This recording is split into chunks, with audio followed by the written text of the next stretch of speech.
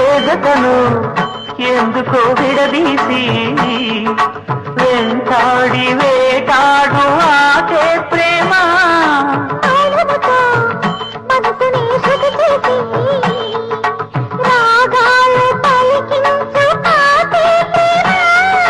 శాశ్వత చరితల ఈ ప్రేమ మృత్యు ఎరగని చిరునామా శ్వాసను